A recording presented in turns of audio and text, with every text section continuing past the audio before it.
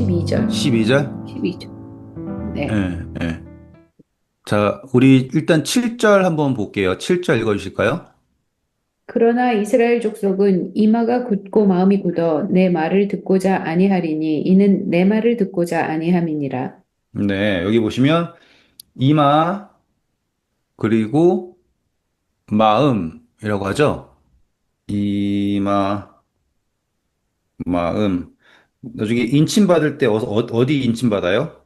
이마. 네, 인침 받죠.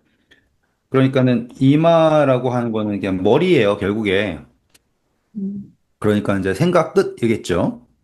그런데 이제 마음이다라고 하는 거는 이제 우리가 생각이 있으면 그것을 마음에 받아들이는 과정이 있겠죠. 음, 그거를 오늘 짧게 하고서 넘어갈게요. 다 했던 건데 이제 좀 관점을 바꿔서 하는 거예요. 그러니까는 또 했던 거 또 했다고 생각하지 마시고 처음 듣는 분도 계실 수 있으니까. 이마는 보여요, 안 보여요? 보여요. 네, 마음은 보여요, 안 보여요? 안 보여요. 안 보이죠? 그런데 마음이 드러나는 건 어디에서 드러날 것 같아요? 행동에서. 자, 이제 그런 거를 생각을 하시면서 이렇게 적용하시면 재미가 있습니다. 음, 음, 마음은 어디서 보일 거냐면 이제 손에서 보일 거예요. 음. 이해되세요? 네. 행. 네. 왜냐면 행위가 드러나잖아요. 그렇기 때문에 이마에 인이 있다고 쳐도 마음이 변하지 않으면 손이 움직이질 않아요. 음, 됐죠? 그런데 이제 마음을 따라서 손이 움직이는 거랑 이마를 따라서 손이 움직이는 거랑은 달라요. 음, 이마를 따라서 손이 움직인다라는 건 뭐냐면 행위를 하는 거예요. 마음이 없어요. 그런데 행위를 하는 거예요. 음, 마음은 드러나지 않습니다. 그런데 우리가 그것을 삶으로 나타내는 거가 마음인 거죠. 마음에 있는데 행위가 없는 믿음은 어떤 믿음이라고 했어요? 죽은 믿음이라고 그랬죠, 바울이. 그러니까는 드러나는 건 여기 손이에요, 지금.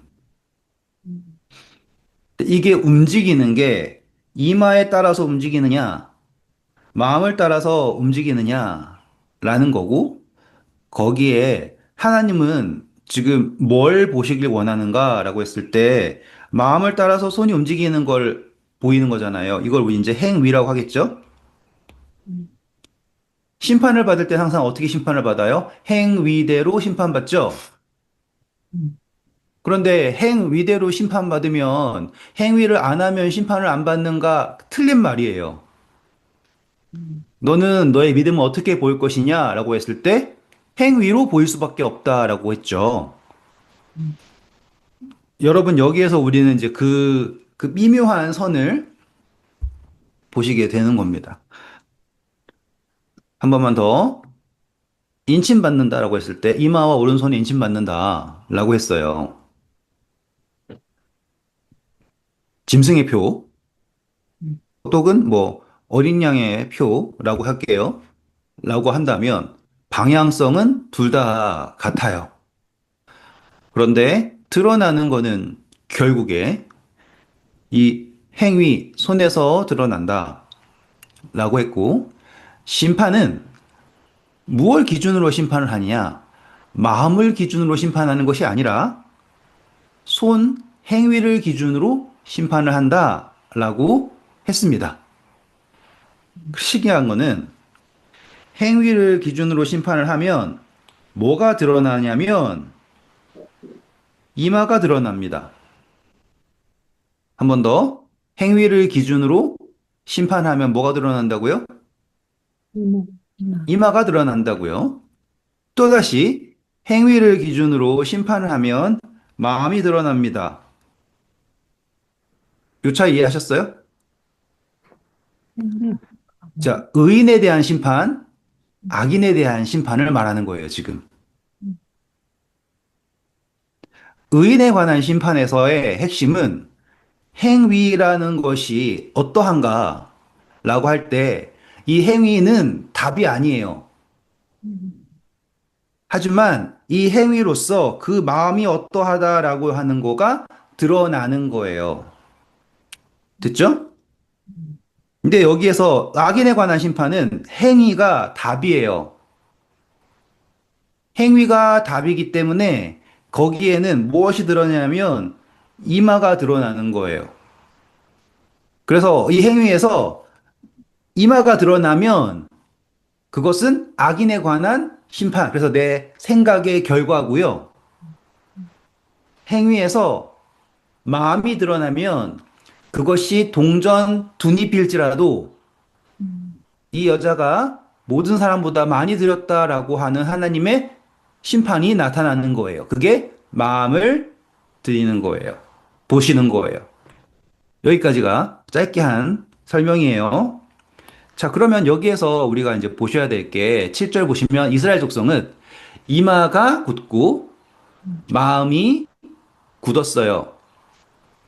그렇기 때문에 듣고자 하지 않는다라고 얘기를 해요.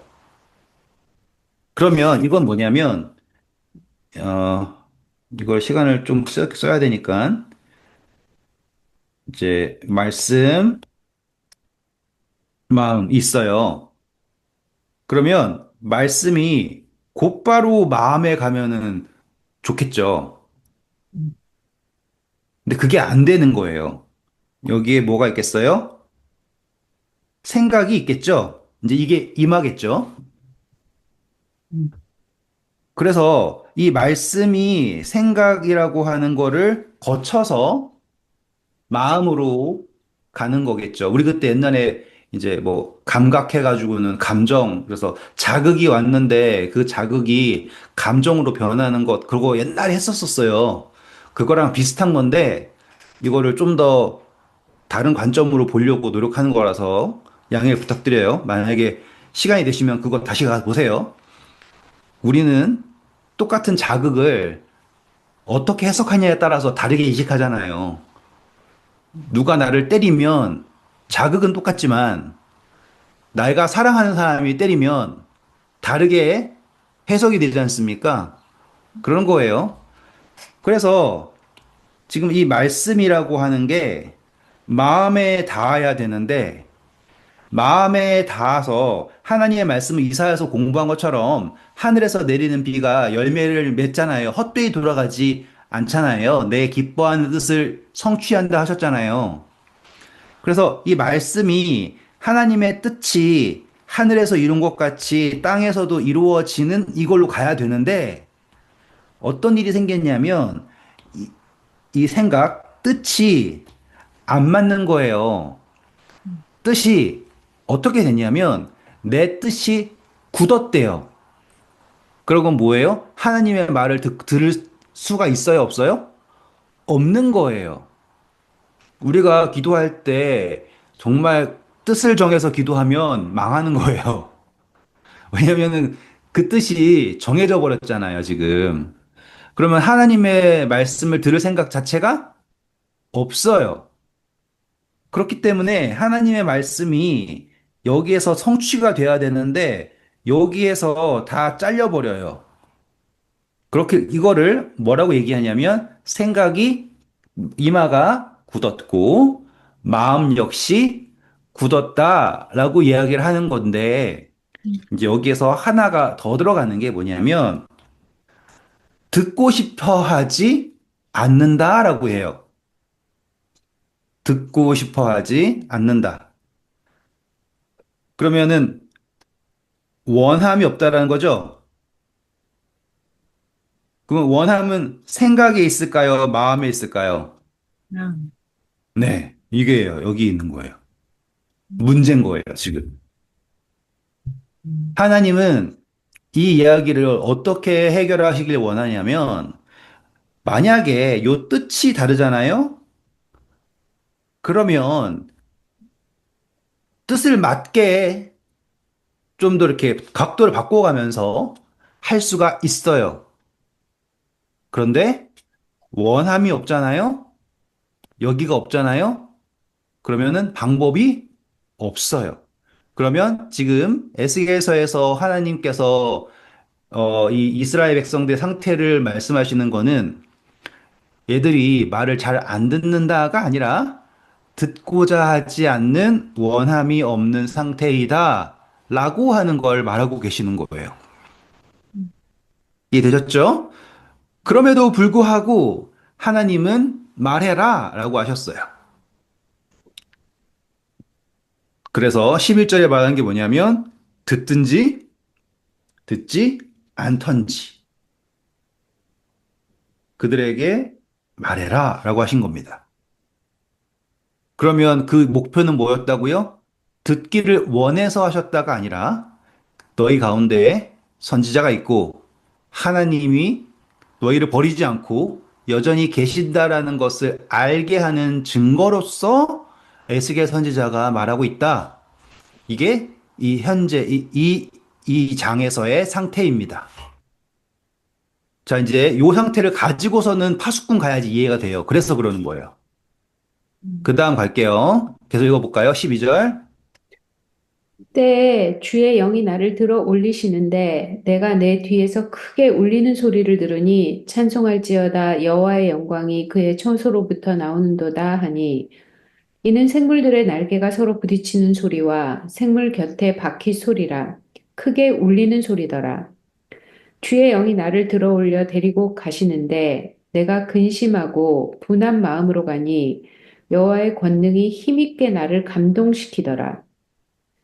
이에 내가 델아빕에 이르러 그 사로잡힌 백성 곧 그발 강가에 거주하는 자들에게 나가 그 중에서 두려워 떨며 7일을 지내니라. 네. 자, 이거 해석해 드릴게요. 12절 보시면 이제 원래는 북쪽에서 쭉 날라오신 예수님이에요. 하나님이죠. 이제 네 발로 서라라고 하고서는 딱 세우셔고 말씀을 주셨어요. 그리고서는 이 주의 영이 에스겔 선지자를 딱 들어 올리시는데 뒤에서 소리가 드러나죠. 이 장면은 요한계시록에도 똑같아요. 뒤에서 소리가 울렸어요. 나팔 같은 소리, 큰 물소리. 그런데 이거는 보니까는 무슨 소리냐라고 했더니 13절에 보면 뭐라고 나왔어요? 생물들의 날개가 부딪히는 소리가 나는 거예요. 바퀴가 소리를 내고 있어요. 그러면은 원래 이 생물들하고 바퀴는 누굴 따라다녀야 돼요? 영. 그쵸. 영을 따라가는 거예요. 그래서 생물, 바퀴, 이거는 다 항상 영을 따라서 움직입니다. 그런데 이 하나님이라고 할게요. 하나님이 에스겔 선지자를 딱 데리고 착 뭐라고 들어 올려셨어요. 그랬더니 하나님이 움직이시는 거죠. 그걸 이 생물과 바퀴들이 움직일 때 뭐라고 얘기하냐면 12절 보시면 찬송할지어다 여호와의 영광이 그의 처소로부터 나오는도다라고 하면서 드디어 처음으로 이 생물하고 여기가 뭐라고 했냐면 여호와라고 하는 걸로 빵 선포가 됐어요. 여기까지 따라오실 수 있겠어요? 음. 그래가지고 이거를 딱 들었더니 여러분이라면 어떤 마음이 들 것 같아요? 하나님의 영이 나를 들어 올리고 그 내가 보기에도 무서웠던 그룹 천사들이랑 바퀴가 날개를 팍 움직였더니만은 하는 이야기가 뭐냐 여호와의 영광이 그의 처소로부터 나가신다라고 하는 걸 딱 들었어요. 그럼 여러분들은 어떤 마음이 들어야 될 것 같아요? 무서워요. 예, 예. 그런 쪽에 그렇게 생각이 들어야겠죠? 그런데 14절에 보면 에스겔 선지자가 어떤 마음이 들었다 그래요? 근심하고 분했대요. 예. 이게 재밌는 거예요.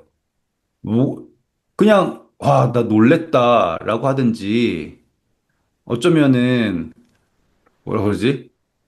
이건 압도되는 거잖아요. 그쵸? 네. 그냥 설명할 수 없는 뭔가 제가 나이아가라 폭포에서 처음 물 와 쏟아질 때 진짜 대단하다 이거랑 또 뭐 빅우드 트리인가 뭔가 그거 있잖아요. 제너럴 셔먼인가 큰 나무 보고 우와 대단하다. 그런데 두 번째 가니까는 그냥 전형이더라고요. 뭔가 대단하다라고 하는 거는 우리는 이제 눈도 그렇고 귀도 그렇고 만족이 없지 않습니까? 항상 더 대단한 거를 바라보려고 하는 수밖에 없고. 음, 그러니까 지금 이 에스겔 선지자는 시각적인 압도, 청각적인 압도, 이런 걸로 계속 압도당하는 상황은 아닐 거고요. 하나님에 대한 이 존재감에 관한 반응일 거예요. 그렇죠? 그러면 하나님의 영이 나가신다라고 하는 소리를 들으면 이 사람은 느낄 게 경외감, 그 정도 이상, 그 이상으로 다른 감정이 든다라는 건 말이 안 되는 거예요. 근데 여기에는 뭐라고 나왔냐면 근심했다 그래요. 그리고 또 한 번 다음에 뭐라고 그랬어요? 분노했다라고 얘기해요. 그러면 이거는 하나님의 존재를 바라보면서 느낀 감정이 아니라 지금 에스겔 선지자가 하나님이 너무나 분명한 거예요. 심지어 그룹 천사들조차도 여호와의 영광에 나가신다라고 얘기하는 이 순간 너무나 분명한 순간인데 자신의 백성들은 하나님을 몰라요. 몰라요. 지금 근심하고 분노한 사람한테 여호와의 권능이 감동될 것 같아요? 안 되겠죠? 음, 제가 지금 요새 막 걱정이 많다고 해가지고 막 걱정을 많이 하면 하나님의 영이 저에게 감동될까요? 안 돼요. 음, 제가 막 화를 내고 있어요. 안 돼요. 근데 여기에서 나오는 지금 근심하고 분한 마음은 뭐냐? 하나님에 대한 영을 바라보고서는 느끼는 그 감정이 그 아니에요. 이건 뭐냐면 하나님의 마음을 공감한 거예요. 음, 그랬을 때 이거를 뭐라 표현했냐면 여호와의 권능이 힘있게 나를 감동했다. 드디어 이 에스겔 선지자와 하나님과 이렇게 연결이 되었다라고 하는 걸로 여러분들 보셔야지 돼요. 음, 에스겔 선지자 개인이 이렇게 저렇게 했다 이런 게 보는 게 아니라 음, 혹은 뭘 봤더니 큰 소리 들으면 깜짝 놀라는 것처럼 혹은 상황에 내가 반응하는 것처럼 이렇게 보는 게 아니라 하나님의 마음과 이 선지자의 마음이 이렇게 연결된, 공감된 상태이다. 그걸 말하면서 여호와의 권능이 힘있게 나를 감동시켰다. 그러면 이제 하나님이 예스야 선지자를 보내서 그들이 듣든지 듣지 않든지 전해라 라고 하는 사명을 가지고 간 거예요. 음, 그래서 이 그발 강가에 거주한 백성들 앞에 있는데 말을 전할 수가 없는 거예요. 이게 인간적인 면모입니다. 우리가 생각할 때는 막 신나서 봐라, 내가 하나님이랑 대화도 했고 이 정도는 내가 너희들한테 이런 느낌이 아니라 음, 그 말씀의 무게가 너무 큰 거고요. 그리고 이 백성들의 현실 자체가 너무 적나라하기 때문에 그들이 듣든지 듣지 않던지 전해라 라고 할 때 에스겔이 두려워서 이거 말하면 저 사람들한테 내가 핍박 받을까 봐 두려웠다로 보시면 안 되고 이 말씀의 무게가 너무 크고 그를 압도하기 때문에 전하지 못하고 있다라고 보셔야지 돼요. 그래야지 하나님의 권능의 여호와의 권능이 힘있게 나를 감동했다. 그렇게 감동한 상태에서 백성들을 두려워한다라면 말이 안 되거든요. 음, 되셨죠? 네.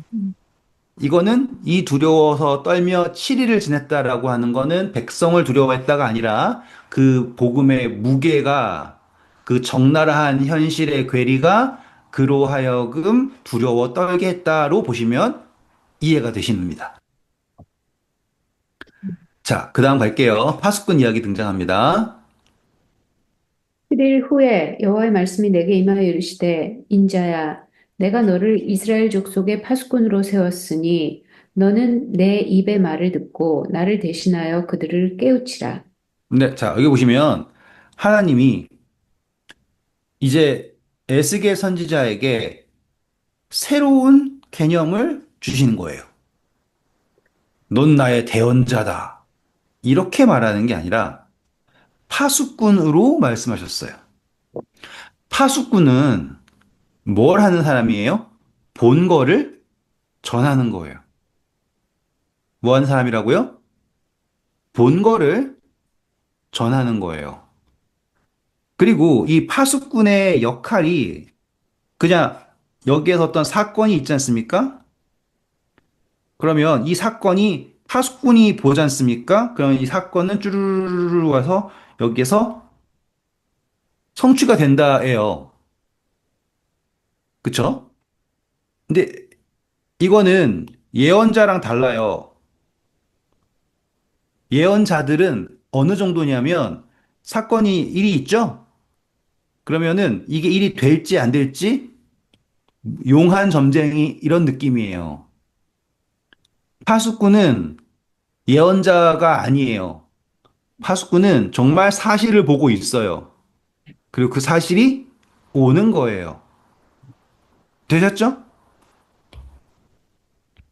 그래서 파수꾼이다라고 할 정도로 하나님이 말씀하셨다라고 하면은 이거는 너무나 분명한 사실에 관한 하나님의 말씀이고 그리고 에스겔에게 너는 그것을 전해야 할 책무가 있다라고 하는 거예요. 신기하게도 점쟁이들은 그 일이 일어날지 안 일어날지에 대해서 책임을 져요, 안 져요? 그죠. 안 지죠. 빠져나갈 구멍이 너무 많아요. 내가 이렇게 하려 했는데 안 했잖아. 든지, 뭐 정성이 부족했어. 든지, 뭐든지 그렇게 될 거 아닙니까? 그런데 파수꾼은요, 책임이 있어요. 이 다음에 나온 이야기가 책임을 말합니다, 지금. 새로운 개념이에요. 계속 읽어볼게요. 가령 내가 악인에게 말하기를 너는 꼭 죽으리라 할 때 내가 깨우치지 아니하거나 말로 악인에게 일러서 그의 악한 길을 떠나 생명을 구원하게 하지 아니하면 그 악인은 그의 죄악 중에서 죽으려니와 내가 그의 피의 값을 내 손에서 찾을 것이고 아, 이거예요. 원래는 하나님과, 세상이라고 할게요. 이 둘 사이에서 일어나는 일이라고 생각을 했는데, 하나님이 파수꾼이라는 개념을 딱 넣으시고선 하나님이 세상에 직접 말하는가 라고 했을 때 그렇지 않다. 파수꾼을 통해서 말씀하시는 거다. 그리고 파수꾼은 전해야 할 의무가 있다예요. 그래서 악인에게 말하기를 너는 죽을 거다라고 하는 것. 죽는다라는 거는 그냥 죽는 거잖아요. 그걸 어떻게 하라고요, 하나님? 했더니만 말로 악인에게 일러 그의 악한 길을 떠나 생명을 구원하게 하지 아니하면 이라고 얘기해요. 그러면은 이 파수꾼은 되게 특이한 파수꾼이네요. 그래도 하나님은 듣는 사람이 안 들을 수도 있죠? 아, 네네네. 지금 되게 재밌어요. 들어보세요. 하나님이 너는 죽는다라고 했어요. 파수꾼은 없으면 세상은 그거를 뭘로 들을 거예요? 너는 죽는다. 그렇죠. 나는 죽는다로 가겠죠. 음, 파수꾼이 없으면. 음. 그런데 요 파수꾼은 어떤 파수꾼이냐면 하나님의 마음과 공감된 파수꾼이야. 그래서 파수꾼은 하나님이 그러는데 너 죽을 거래 라고 얘기하는 사람이 아니라 하나님은 너가 회개하고 하나님께 돌아와서 다시 하나님과의 관계를 회복하시기를 원해 라고 하는 하나님의 마음과 음. 공감된 파수꾼이에요. 신기하죠? 계속 읽어볼게요. 내가 악인을 깨우치되 그가 그의 악한 마음과 악한 행위에서 돌이키지 아니하면 그는 그의 죄악 중에서 죽으려니와 너는 내 생명을 보존하리라. 이해되셨죠? 그러니까 하나님이 너는 죽는다라고 말한 것을 세상이 들을 때는 나는 죽는구나 라고 듣겠죠. 그런데 파수꾼의 역할은 뭐냐면 하나님과 공감한 사람으로서 하나님이 지금 무엇을 말하고 계시는지에 대하여서 전하는 사람이에요. 그래서 파수꾼은 이 세상으로 하여금 깨닫게 해야 돼요. 음,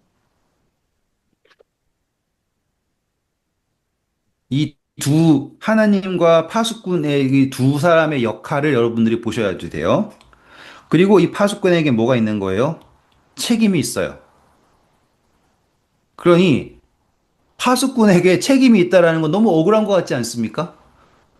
음, 내가 이걸 왜 해야 돼요? 라고 얘기하지만 파수꾼은 어떤 책임이 있냐면 하나님이 보는 것을 함께 보는 사람이에요. 여러분 여기다 꼭 적어 놓으셔야 돼요. 하나님이 보는 것을 함께 보는 사람이고요. 하나님이 뜻하시는 것을 공감할 수 있는 사람이에요. 그러면 이 이야기가 어떻게 되냐? 하나님이 악인에게 이르기를 너는 죽을 것이다 라고 얘기했죠? 그건 하나님이 보시는 거예요. 너 죽어라 라고 하는 게 아니고요.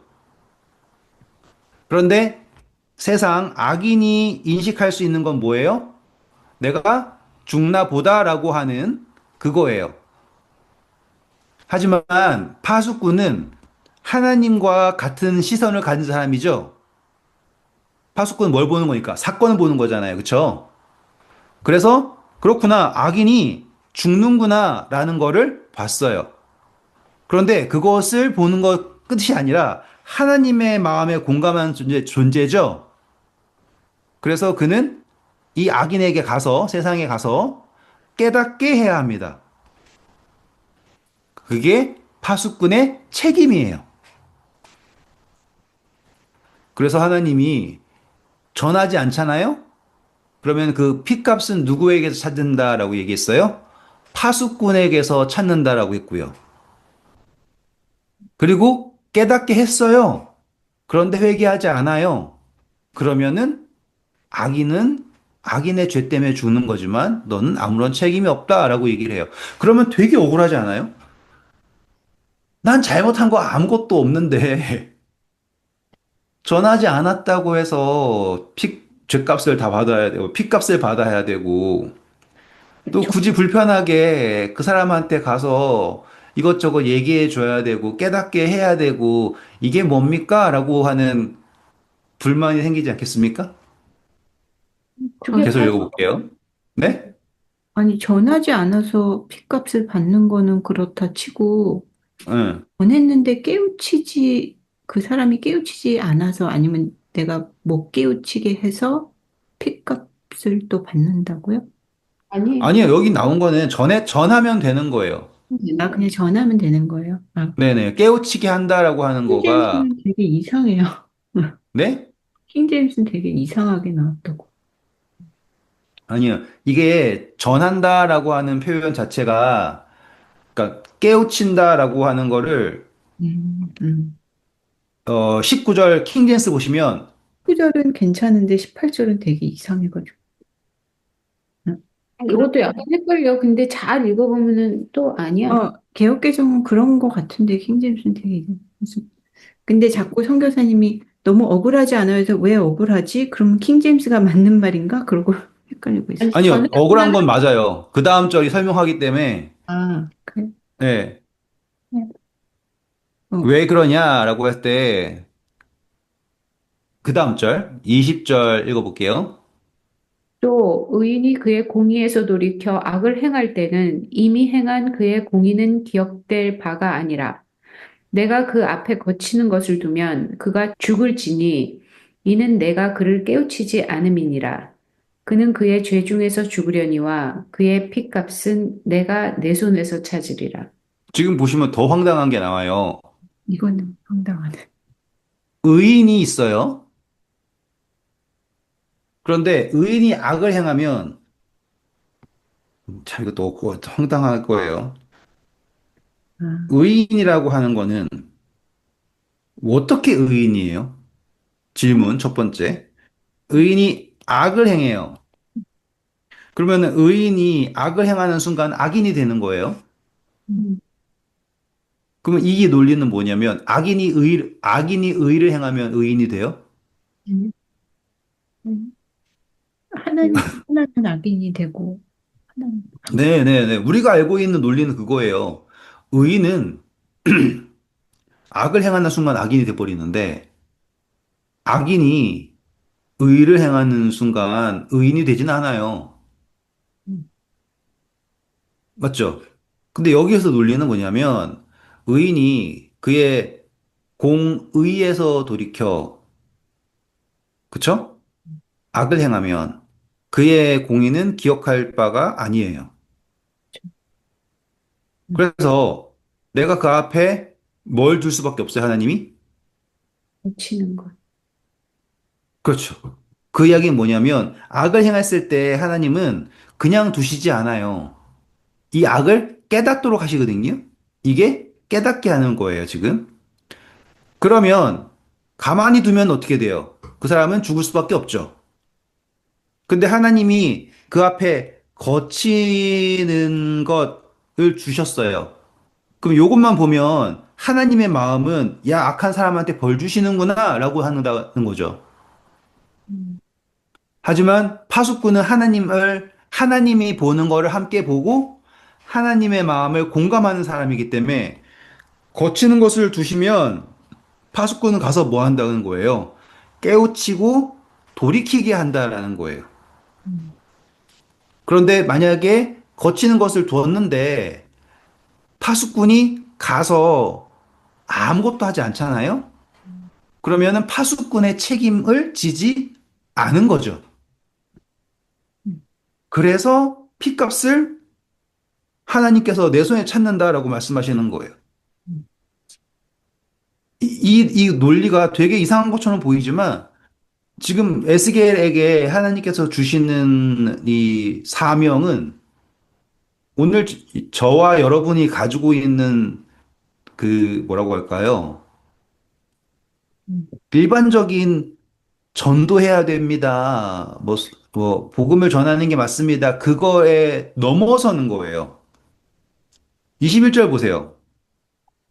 그러나 내가 그 의인을 깨우쳐 범죄하지 아니하게 하므로 그가 범죄하지 아니하면 정령 살리니 이는 깨우침을 받음이며 너도 내 영혼을 보존하리라.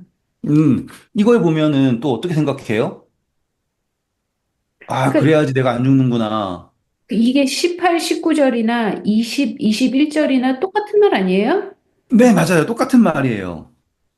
음, 그런데 이게 단순히 너 죽을 거야! 이거랑 그 악인이잖아요. 음. 근데 의인이 있어요. 음. 근데 그 의라는 게 계속 유지가 돼야 안 돼요. 안 되죠. 유지가 안 된다라는 거예요. 음. 한 번만 잘못해도 그 전에 있었던 의는 다 의미가 없어요. 음. 그럼 하나님께서는 그 앞에 거치는 것을 두실 수밖에 없어요. 파수꾼은 뭐 해야 되냐면 그걸 보고서는 곧바로 가서 이야기를 해야 돼요. 왜냐하면 하나님이 보는 걸 그 사람도 보고요. 하나님의 마음을 공감할 수 있기 때문에 파수꾼이에요. 그러면 우리는 아, 이거 되게 힘들다. 차라리 안 하면 좋겠다. 이거 일일이 쫓아다니는 거 너무 어렵지 않나? 라고 얘기하는데, 아, 이제 다 왔어요. 이게 생명 문제예요. 생명이 있다라는 거예요.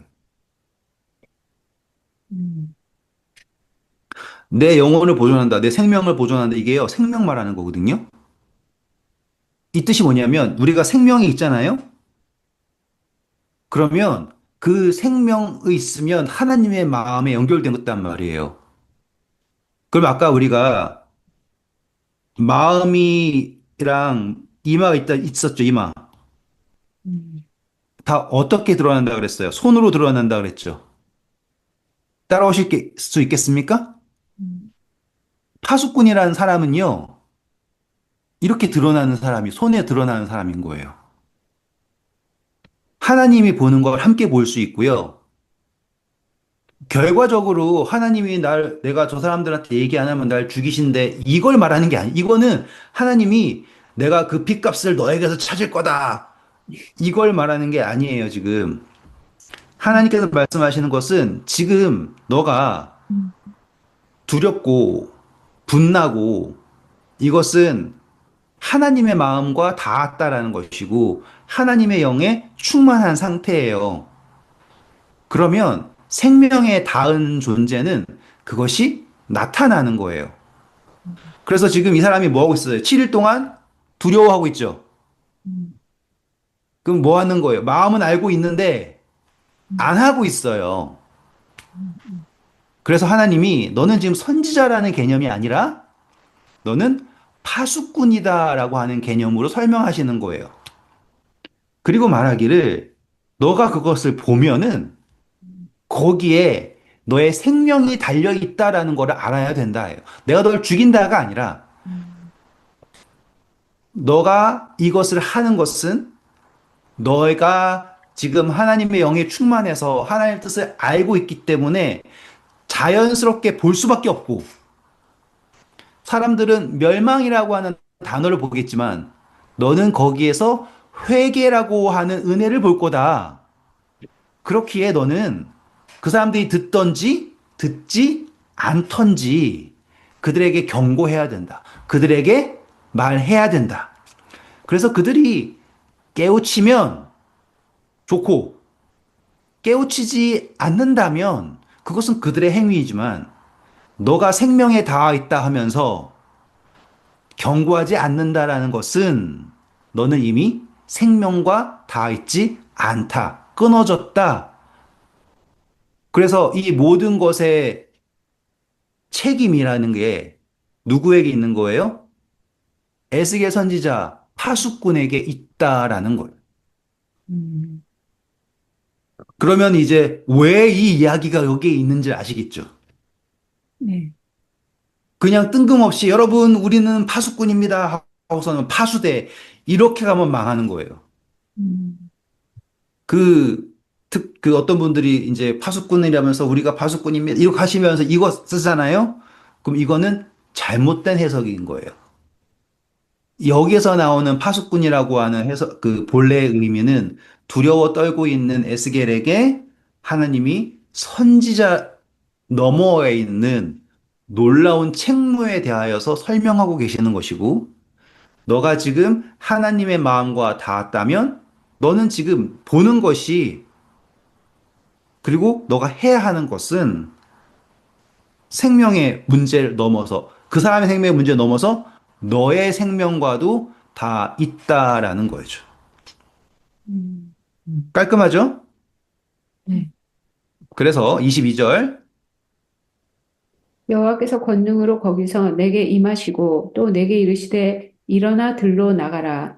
내가 거기서 너와 말하리라 하시기로. 지금 보시면 에스겔 선지자한테 대체 얼마나 열정적으로 하나님이 호소하시는 건지 상상이 안 갈 정도예요. 음, 다른 선지자들한테 한번 촥 말하고 끝날 수 있는 이야기를 하나님이 직접 그룹 천사를 대동해가지고 나타나시고 막 이렇게 하시는 거예요. 게다가 들로 나가서 내가 너랑 말하겠다 딱 하셨단 말이에요.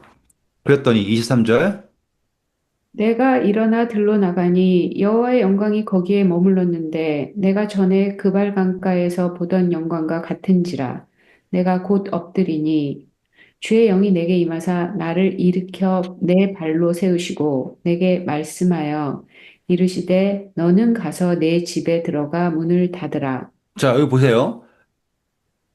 굳이 들로 나가요. 그러면 그전에는 어디 있었다라는 거예요, 이 사람이? 어디 안에 있었나? 어디에 숨어 있었잖아요. 음. 사람들 사이에서 7일 동안. 근데 7일째에 하나님이 나타나셔가지고 다시 들로 나가래요. 음. 그러면 하나님이 자신의 모습을 다시 한번 보여주신 거예요. 봤더니 그때 봤던 하나님과 똑같은 하나님이래요. 그리고선 엎드렸어요. 근데 그 똑같은 하나님이 똑같이 오셔서 내 발로 서라 하고 세워주셨어요. 이거는 엄청난 거예요. 왜냐하면 사람들이 있는 거기에서는 하나님 영광 이렇게 하는 그거 감당 안 될 수 있지 않습니까? 그래서 지금 너에게 하는 말하는 사람이 누구냐면 하고선 다시 그 모습 그대로를 또 보여주신 거예요. 좀 이따가 또 보여주세요. 얼마나 사랑하시는지 얼마나 간절하신지를 보셔야 돼요. 그리고서는 별말 하지 않으세요. 에스겔이 너가 지금 말하지 않고 있지?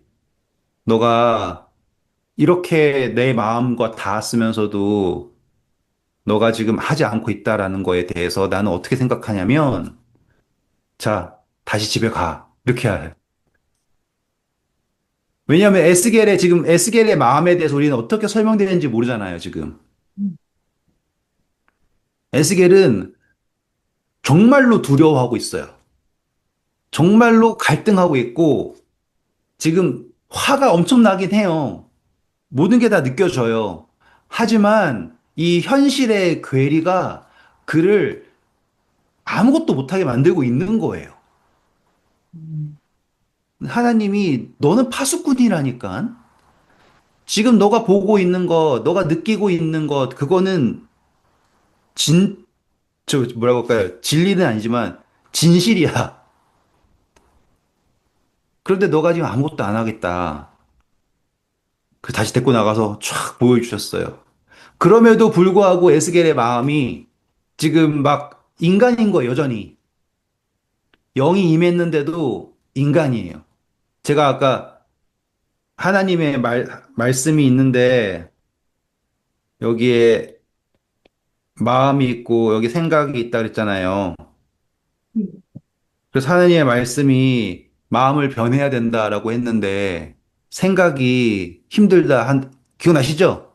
지금 에스겔이 그 엄청난 하나님의 어떠함을 받았음에도 불구하고 이게 안 되는 상태인 거예요, 지금. 그래가지고 하시는 말씀이 뭐냐면 집에 가. 이거예요. 포로 잡혀왔는데 집 해봤자 뭐 대단한 거 있겠습니까? 계속 읽어볼게요. 너 인자야 보라. 무리가 내 위에 줄을 놓아 너를 동여매리니 내가 그들 가운데에서 나오지 못할 것이라. 내가 내 혀를 내 입천장에 붙게 하여 내가 말 못하는 자가 되어 그들을 꾸짖는 자가 되지 못하게 하리니 그들은 패역한 족속임이니라. 그러나 내가 너와 말할 때 내 입을 열리니 너는 그들에게 이르기를 주 여호와의 말씀이 이러하시다 하라. 들을 자는 들을 것이요 듣기 싫은 자는 듣지 아니하리니 그들은 반역하는 족속임이니라. 네. 가서 문 닫아라. 결국에 사람들이 너를 동여매고 어떻게 저렇게 할 거고 너는 내가 아예 말을 못하게 할 거다. 그래서 그들을 아예 꾸짖지도 못하게 될 건데 변하지 않는 사실은 그들은 어떤 사람들이라고요?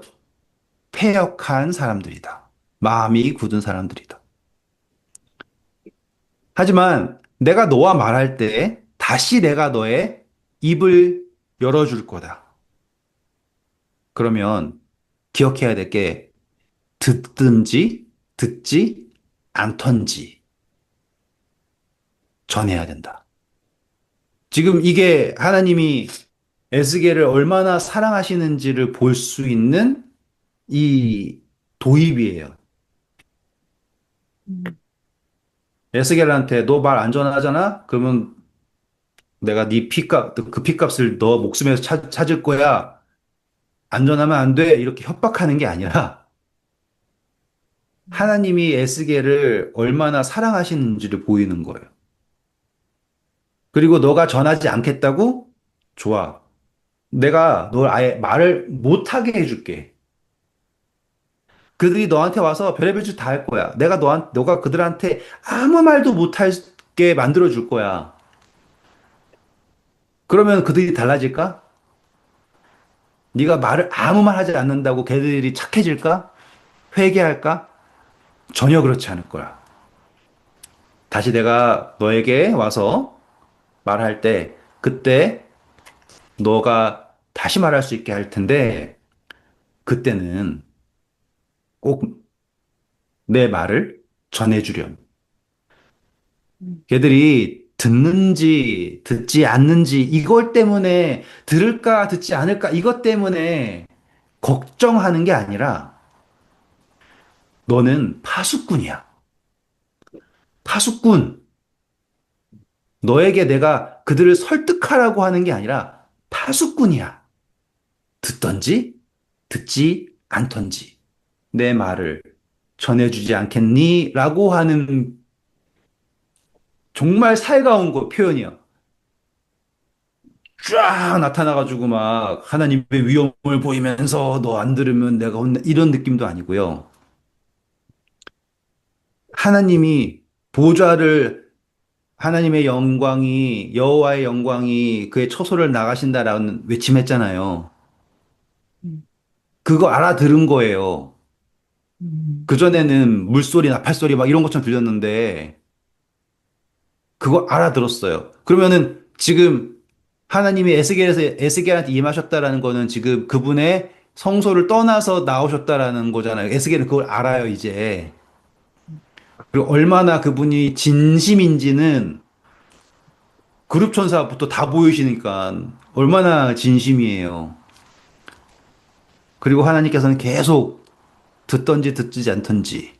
그러면서 이제 4장부터 들어가잖아요. 그러면은 선지자가 있는 것을 알리라 였죠. 이제 내가 그의 여호와인 줄을 그들이 알 거다. 그걸요. 이렇게 하면은 알 거야.